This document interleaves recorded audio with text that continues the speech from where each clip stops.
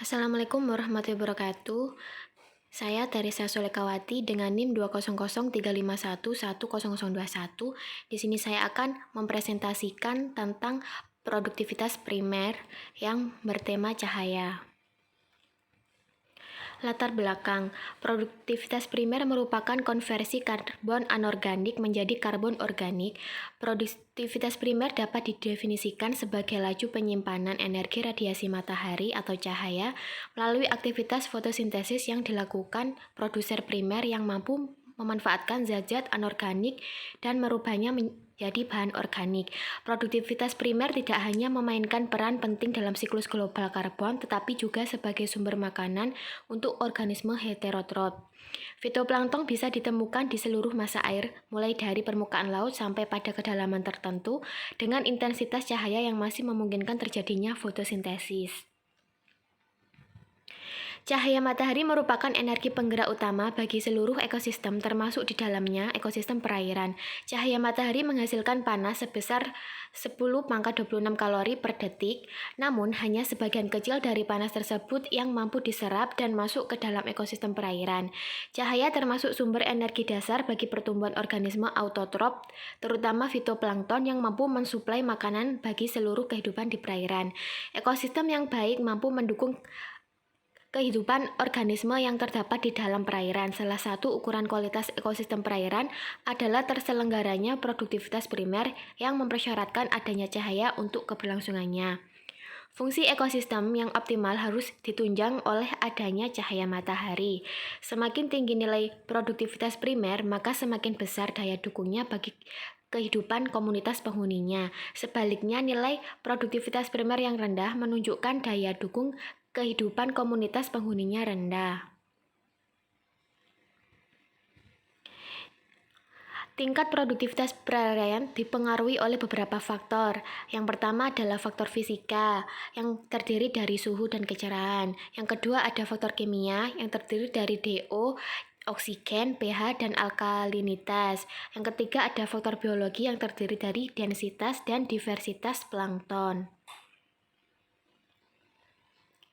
Faktor kimia seperti kandungan fosfat dan nitrat merupakan unsur hara yang penting dalam proses pertumbuhan serta reproduksi fitoplankton. Apabila dikaitkan dengan faktor fisika dan level air, maka pada level air yang rendah dengan tersedianya cahaya matahari mampu menghasilkan produktivitas primer yang tinggi. Di samping faktor kimia dan fisika, faktor biologi seperti perbandingan komposisi biomasa, fitoplankton dan zooplankton memperlihatkan bahwa jumlah individu dalam populasi fitoplankton jauh lebih besar dibandingkan dengan jumlah individu dalam populasi zooplankton. Ini yang berakibat langsung terhadap tingginya produktivitas primer.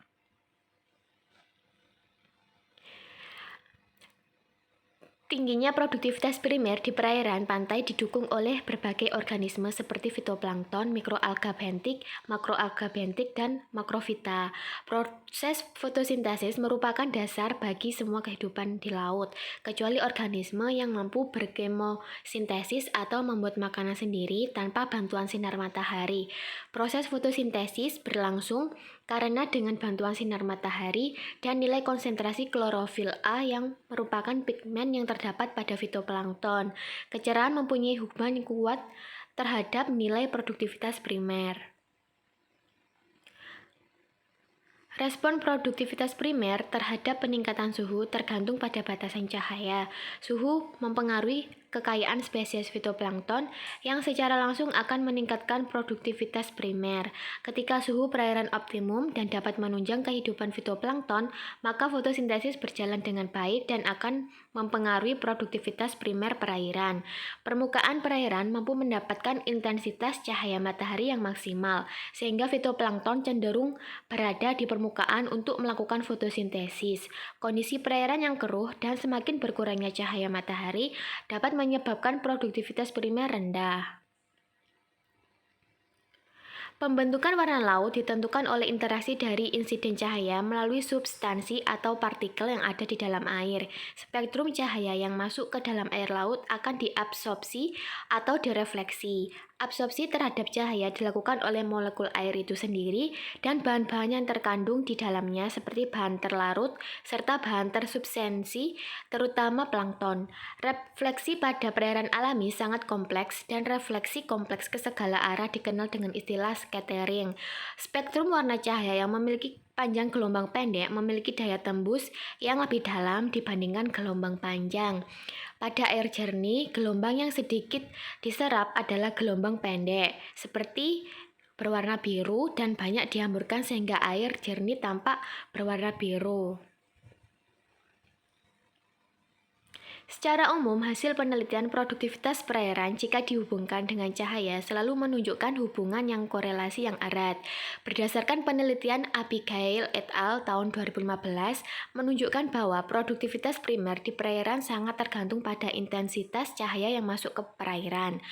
Pada permukaan perairan, nilai produktivitas primer cenderung rendah, kemudian pada kedalaman tertentu akan menurun seiring sesuai dengan penurunan intensitas cahaya yang masuk ke perairan.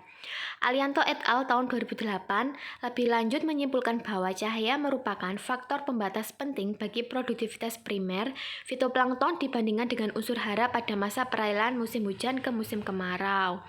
Sekian presentasi dari saya. Apabila ada kesalahan, mohon maaf. Terima kasih. Wassalamualaikum warahmatullahi wabarakatuh.